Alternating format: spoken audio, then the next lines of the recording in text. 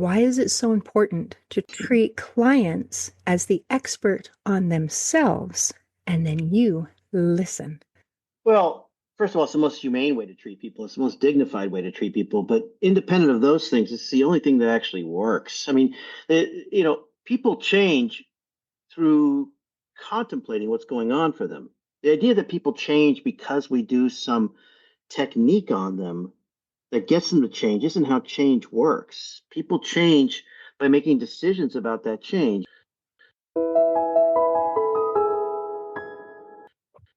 Welcome to Linda's Corner, where we bring more hope, healing, and happiness to the world. My name is Linda Bjork, and today we're going to be talking about psychiatric and substance use issues. I'm delighted to welcome Dr. Ross Ellenhorn. Dr. Ellenhorn is a pioneer and leader in the development and promotion of community integration services for psychiatric and addiction issues, and the CEO of Ellenhorn.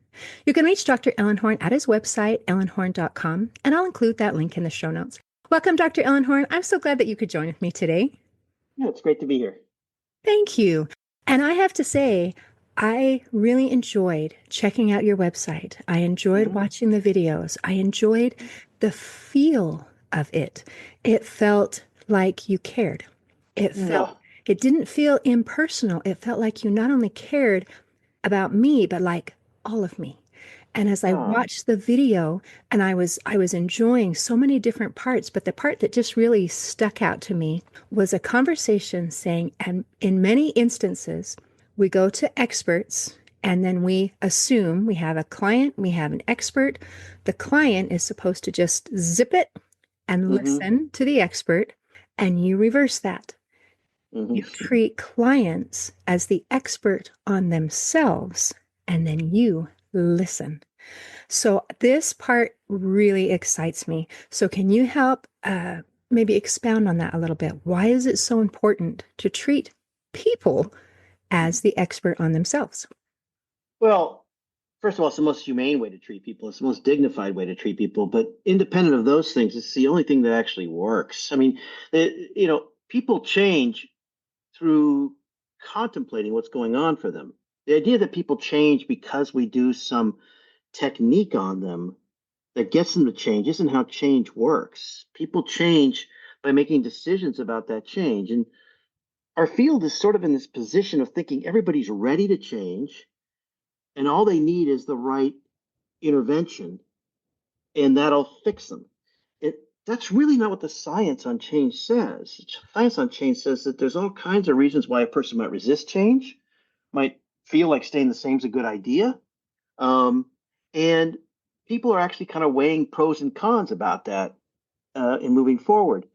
So my field is sadly focused on getting rid of symptoms instead of focused on what are the things that help people decide what they want to do about their lives. Symptoms might be in the way of that. But if you're not thinking about where am I headed, what do I want to make happen in my life, you're not going to work on those symptoms. So even if you're symptom focused, taking a position where you're really trying to understand the person's position on their experience is kind of the only way to go. And that's what's sort of proven in the research, what's called common factors research, which says that all these models out there, 15% of what affects change is the model itself. 30% is about a collaborative relationship with somebody. So the 30% that's being delivered by that 15% is always that collaborative relationship. And so collaboration is like the number one thing, and it sort of just makes sense, right? If you treat it as a broken thing that needs something removed by an expert, you're going to be passive in what you want to do about yourself. But most change is really about I want this change, and that takes your own autonomy and your own decisions about it. It's not rocket science. Yeah. I want to cheer. We are so on the same page, and I love being on the same page with people. Yeah. You know, there is such a difference between the idea of I am going to fix you versus I am going to support you in fixing yourself. It requires buy-in. No one can heal without their own consent, and you get that. You get it. And you mentioned words like ready. We assume people are all ready to heal. and they're not necessarily ready to heal. I love the way you described it. They're weighing the pros and cons. Hmm. We all want to heal, and we all want to stay the same. And Yeah. so there's that balance of which one do I want more? And for Hmm. many people, it's, I just want to stay where I'm at.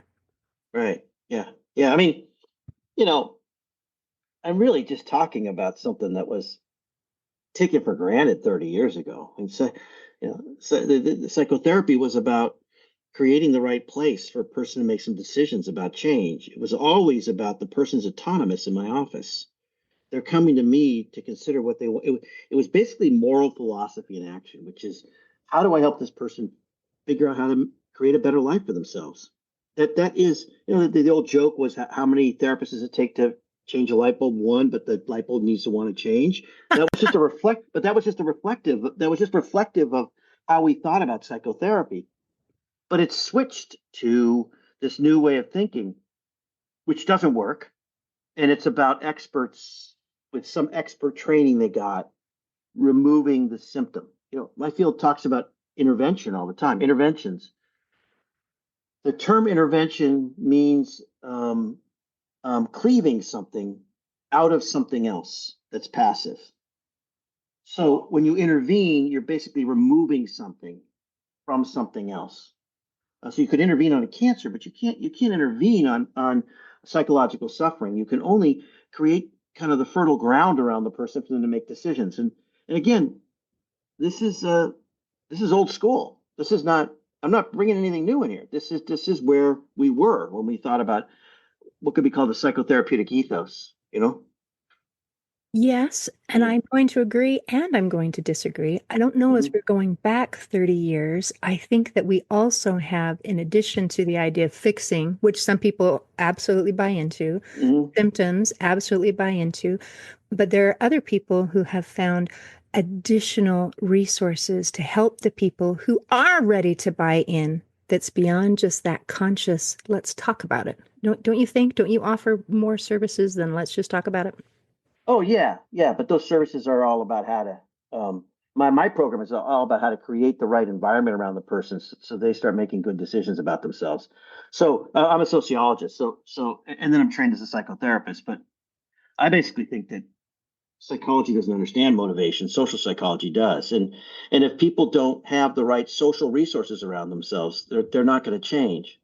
And so we're just trying to create as much environment around the person for them to make some decisions about moving forward. So, Ellenhorn, my company, we work with people that I say have a perturbed relationship with help, which means that they've been so affected in some ways by these fix it kind of models that they begin to not trust the help, and they begin to lose faith in themselves and lose faith in others to help them.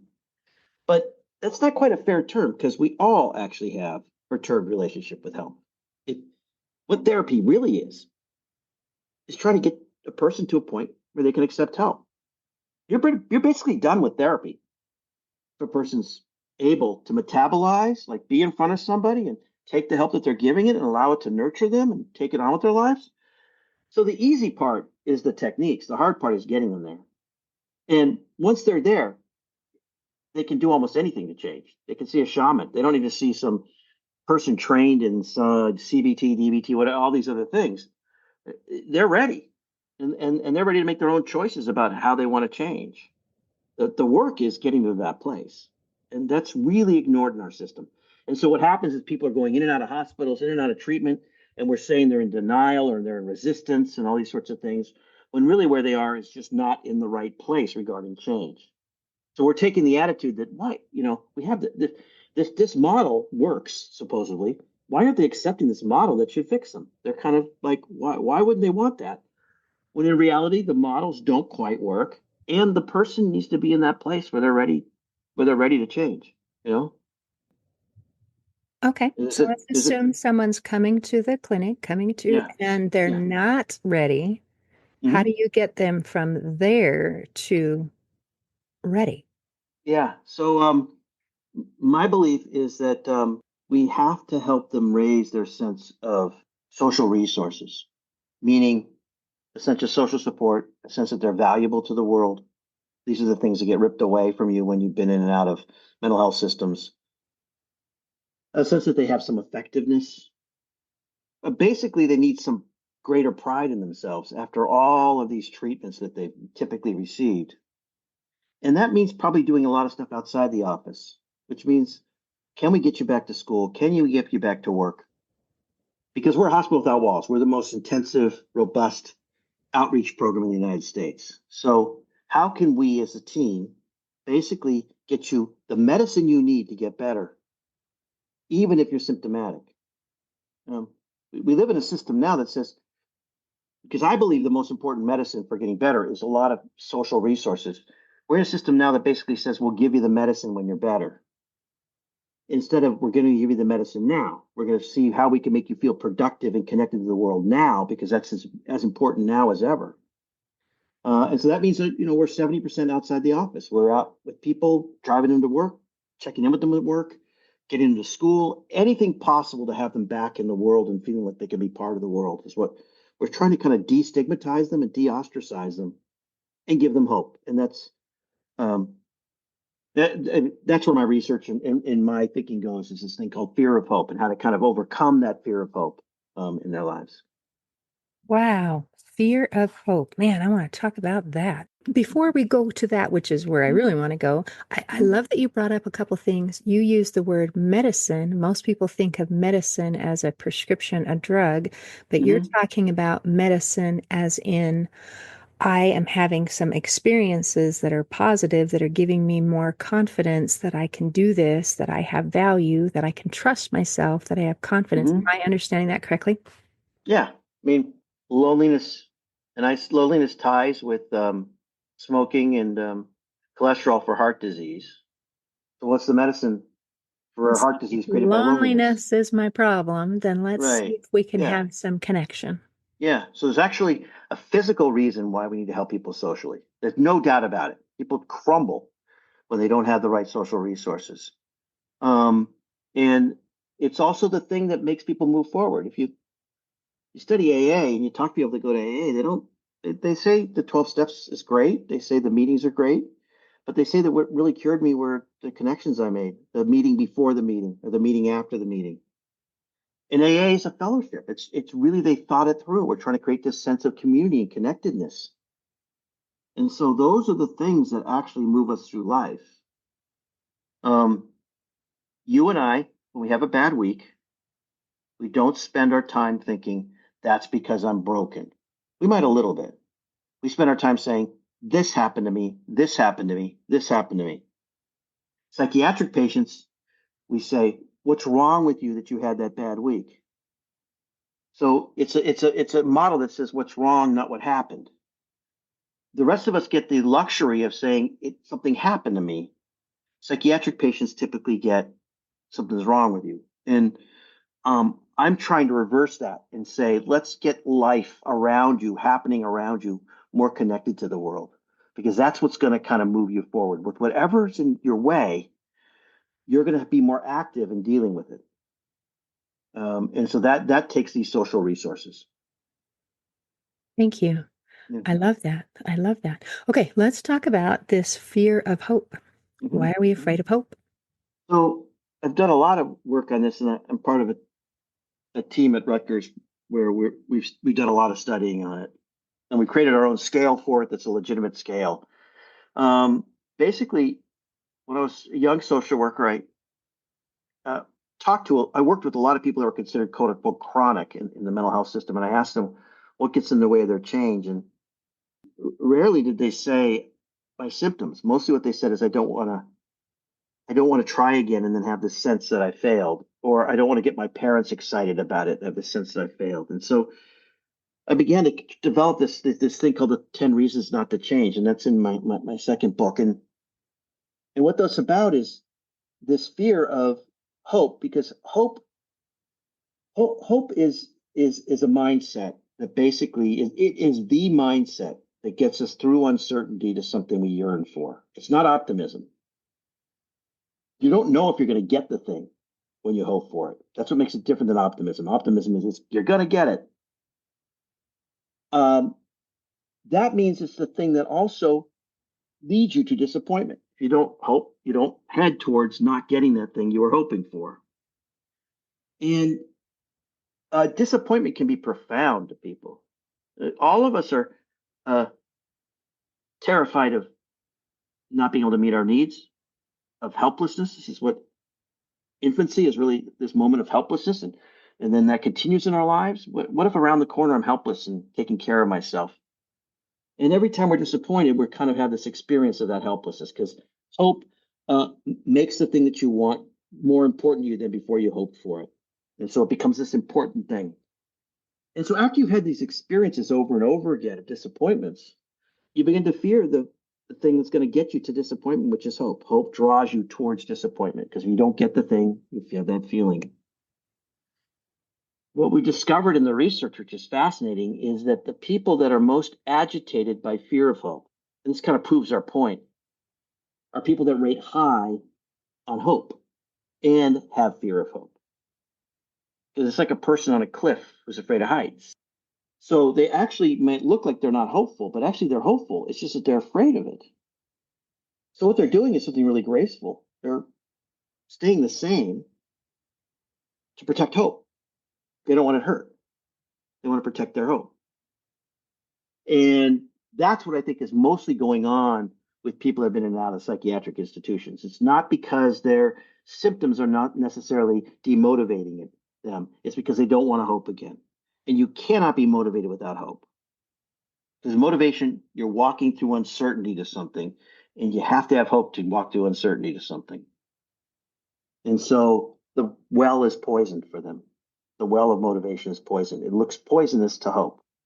Um, I think we all have that. And hope's not an easy thing. It's not.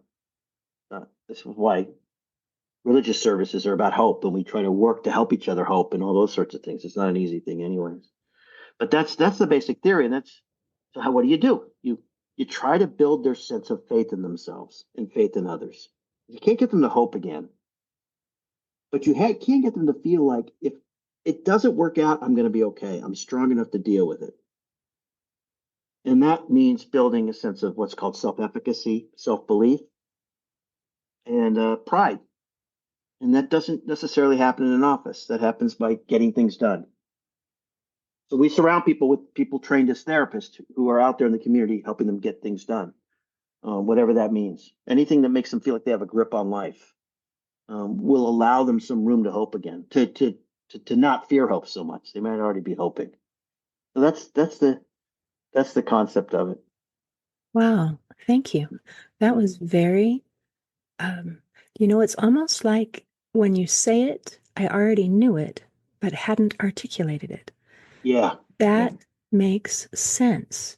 It's yeah. not really the hope that I'm fearing. What I'm fearing is my disappointment. I am Yep. fearing my failure. I am fearing what comes next. So inside of me, I've weighed and measured what is going to cause me the least pain.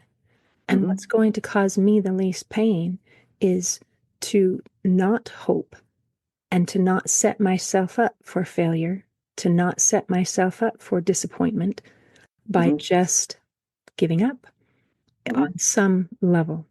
Mm-hmm. And I love that your description, you didn't use the word resilience, but that kind Mm-hmm. of feels that way to me is, all right, I'm not even going to ask you to hope because Mm-hmm. that's unreasonable at this point. Mm-hmm. Mm-hmm. But what we are going to do is help to have you have confidence in yourself that if it doesn't turn out the way you want, you're still going to be okay. Yeah, yeah, yeah. That's if I had the knowledge and ability to argue this, which I don't think I'll ever gain, I would argue that when we talk about attachment issues, we're really talking about hope issues. That when somebody's has attachment trauma or attachment problems in their infancy, it's because they're reaching for something they want from somebody who they're connected to, and they're not getting it. If you watch babies, what they're doing is they're constantly trying to actually communicate way early in infancy. And I think that what's going on for them are moments of despair when there's not a response. And so for me, this issue is really a profound part of our psyche, as is our terror about helplessness. It's always there in our heads. And so this is an event that's going on that plays on both those things, the kind of not wanting to feel helpless, not wanting to hope, and then feel hurt by not hoping. So disappointment comes with that message of helplessness. And it comes back to helplessness, which is I Yeah, am powerless. I yeah, I can't control everything that happens around me. We right. really are helpless. Yeah, And we have power. There's a balance, there's an interplay. And yeah. so sometimes we use our power to say, well, then we won't hope because that's going Hmm. to protect me. Hmm. Fascinating. Okay, I'm Yeah. glad you talked about that. That was really Hmm. interesting. And Yeah. there are three books. One was the How We Change and 10 Reasons Hmm. Why We Don't. Hmm. Another one, I kind of like to talk about each just a little bit. Parasuicidality and paradox. And Hmm. I had to look up that word. Yeah, yeah, yeah. So it's an apparent attempt at suicide, which is not, the aim isn't death. Is this like a cry for help? Is that what we're talking about? Or what is that? Yeah, I mean, that was sort of the beginning of me thinking about some of these ideas. And it's a younger me who was writing kind of academically and not very kind of for popular readers. Um, Basically, there's just a lot of focus on parasuicidality, and people kind of mix that with the idea of borderline personality disorder. So it may be because a lot of those people do have some version of that disorder. But I was interested in the kind of the career of being somebody who's going in and out of the hospital. Career is an identity that moves you. It has car and careen in it. It's an identity that moves you forward. It's not just an identity that's stuck. And my belief is that there's people who feel so broken, partly by treatment, that also want to be seen and recognized, but they're terrified of being seen and recognized in a way that sees them as accountable because they have almost zero faith in themselves. And so that kind of person develops a career as a patient because patients, the expectation for patients is to get well. There aren't a lot of other expectations. And when they go into a career crisis, which is when they start doing well, which is the opposite of a regular career, is if they're doing well, they're going to lose that patient career. They can get back to that career very quickly by harming themselves because everybody will start paying attention to them in a real careful way about their danger to themselves. And they'll actually be able to be very effective. People will not want them to go in the hospital and they'll get themselves in the hospital. So they'll feel like they got this whole thing to respond to them without anybody saying you made that happen. There's a possibility that when I describe this, people could take a negative attitude towards somebody that's doing that. I don't. I think it's a real hell. I think that getting on a hospital unit as an achievement isn't exactly a cruise. It's pretty desperate. That my big achievement this week was getting on a hospital unit. I think that's hell. So they're trying to kind of feel seen in a way where they're not seen in a way where people will get their hopes up about them, but they need to be seen. And the patient role gives them that. I can be seen without people getting excited about me. And if they get excited, I can lower that excitement by harming myself and going into the unit and going through that process. So that was the basic idea of the book. And it was kind of arguing against these ideas that parasuicidality is always connected to some psychiatric issue. And I was sort of arguing it's almost a social issue on some level. It's a person's identity in the world and their that kind of control in their life. Interesting. And that goes back to what we talked about in the beginning, where you're ready for help or we're not ready for help. We are Mm-hmm. weighing and measuring what are the benefits of change. Of course, I want to feel better, but Mm-hmm. what are the expectations if I do? Are people going to expect me to perform? And am I ready? Right. So Right. that's boy, that's really interesting. Yeah. Another one of your books is about purple crayons, the art of drawing Mm-hmm. a life, and Mm-hmm. about play. So I Mm-hmm. think, is that one of the tools to kind of help people? to be able to have more confidence in themselves and to be able to have more experiences of joy. Yeah, that's my favorite of them, and that's more it reflects on the things we talked about today, but it's not exactly a book about sort of behavioral health and those things, not necessarily. It's about a problem in our culture called normalization, which is basically this idea that everybody's got to get to normal. And so conformity is part of that. And by the way, like if I were to, I can think of the most terrifying personality disorder. I've never met one, but the most terrifying one to be with would be a normal one. A normal personality would be devastatingly horrific. So we have these ideas of normal that nobody can get to, and if we got there, it'd be horrible. And Harold and the Purple Crayon is this children's book that really comes from a period of time when people were really worried about conformity. All kinds of things were happening at that time where people were really worried about it. And so I'm using that children's book to talk about the other way of living, which is to live in a way where your life is kind of treated as art, is treated as something you're creating. And I think that that's our only option in a world that's post tradition. And for us to hold ourselves together in a way that doesn't become what's called anomic, which is where we become lawless. I don't know if you're seeing any of that around you these days, but if we become lawless and normalist because we don't feel like there's any tradition to follow, or alienated where we feel like I'm not connected to anything, or lonely because we don't feel connected, the only trick that we have left is to improvise a life in community with other people. And we're very, very lucky to have all these people giving us that message. It's just that we don't listen to them because we think what they are as artists and not philosophers. And one of the main ones is a guy named John Coltrane. But I can go back and back and back. All the people that have taught us that improvisation is the way in which to live a fulfilling life in the modern era. So this book was about how to do that instead of conforming. Um, I believe we're in a place right now where we're solving the loneliness epidemic for a lot of people. And that's because we've offered them authoritarianism. So we solved loneliness. We just solved it in a very, very scary way because they feel like the world's becoming homogenized. They feel like, oh, I can be part of something, all of that kind of stuff. It's going to solve some loneliness um, in a way that's not good for us.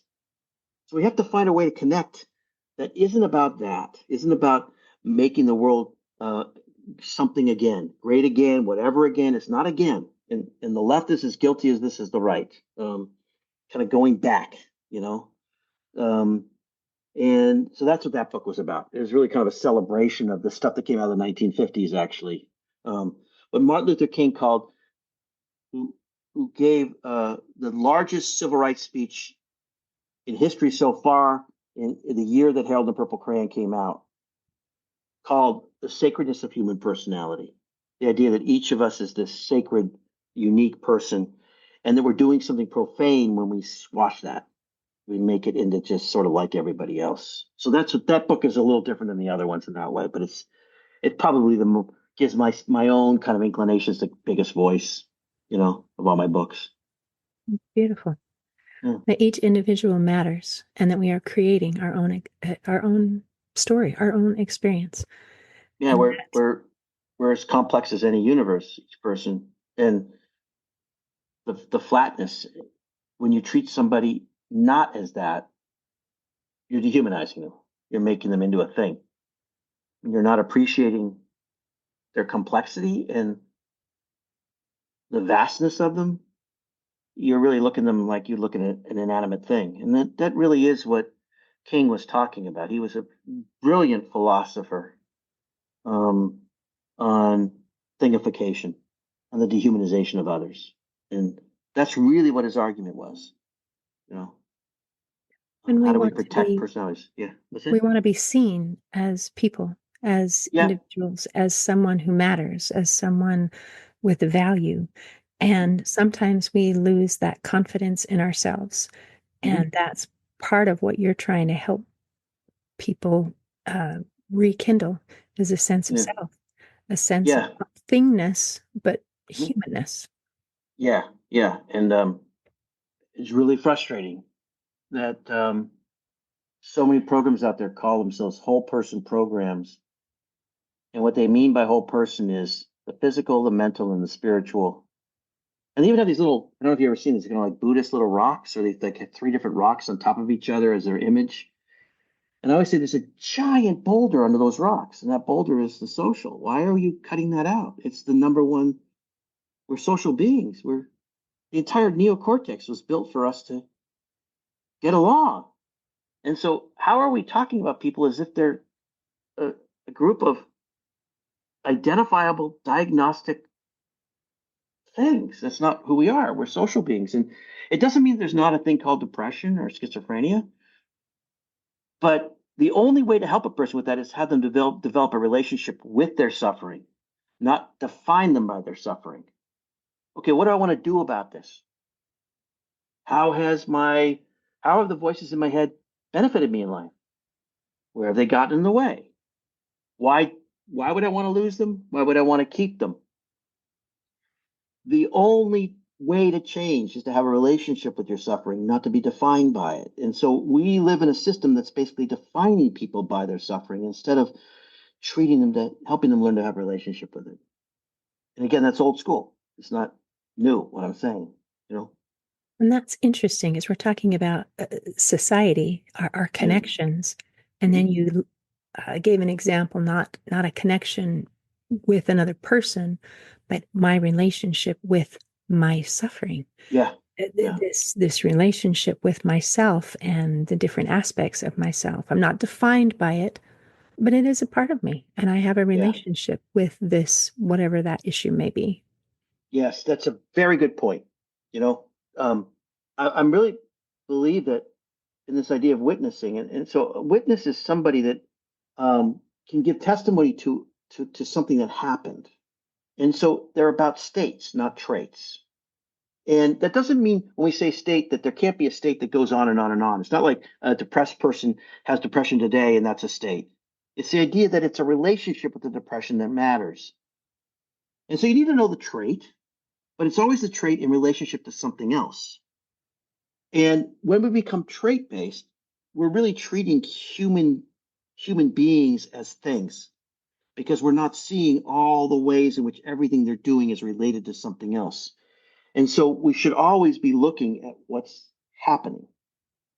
You know, one of the really great kind of anthems of the civil rights movement on some level, pop anthems, was Marvin Gaye's "What's Going On," and he kind of names like all the bad stuff going on, but then he says, "Talk to me, and you can see what's going on."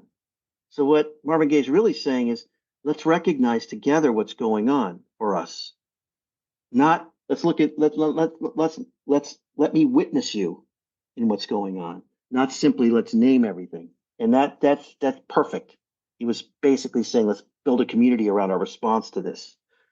Um, and that's yeah, that's what we all need. Yeah, we need it. We need it now. And lo and behold, psychiatric patients who happen to be human beings need it too. Human beings, not human things.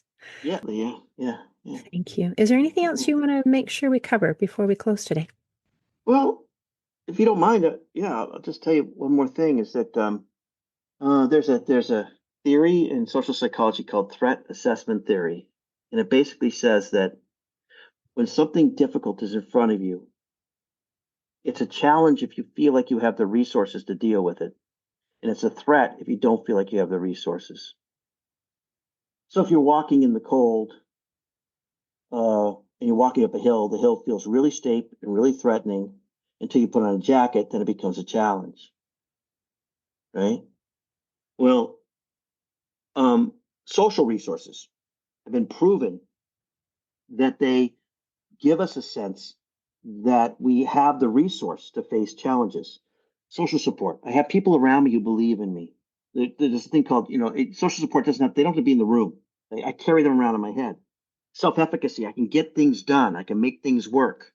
Um, an ability to disclose your experience to others. All these things have this ability to give us a resource. If those things are taken from you, then the world just looks threatening all the time. Now, the psychiatric profession calls that resistance and denial. When I think what it is a person saying, I'm not going to look at myself because it's too threatening. I don't have the resources. I don't feel good enough about myself. I don't have enough social things going on for me to look at that. So if we're going to get people to the point, people have been kind of beaten down by stigma in the way in which they've been treated. We need to build up those social resources for them to look at their problems. And so I actually think I'm trying to help people who are trying to deliver regular therapy, which is that person's not going to do it until they have enough faith in themselves and enough sense of these resources around them to do it. And for me, when you mentioned resilience earlier, I think that resilience as a psychological factor has real problems. I think that's there, but I think our resilience is really based on, are we surrounded by social resources? Those things are vitally important for grit and resilience, for ability to kind of face those things, for fortitude, you know? Yeah. Fascinating. Thank you for sharing. This Yeah. has been an Absolutely. interesting, great conversation. Great. Great. It's good talking to you. Yeah. Thank you. Yeah. In closing, I'd like to share a quote by Carl Rogers. He said, as no one else can know how we perceive, we are the best experts on ourselves. Today, I invite our listeners to learn how to become the expert on themselves and to trust themselves as experts. See you next time on Linda's Corner. Thanks for tuning in to Linda's Corner podcast. If you enjoyed this episode, please subscribe and share it with your friends to help us inspire even more listeners. Be sure to visit hopeforhealingfoundation.org for free and affordable resources to help you overcome life's challenges. And explore healingbreathworkdetox.com, where you'll find transformative tools for deep inner healing and lasting change. Also, don't forget to check out my books, Crushed, A Journey Through Depression, and You Got This, an action plan to calm fear, anxiety, worry, and stress. Your journey to hope, healing, and happiness starts here.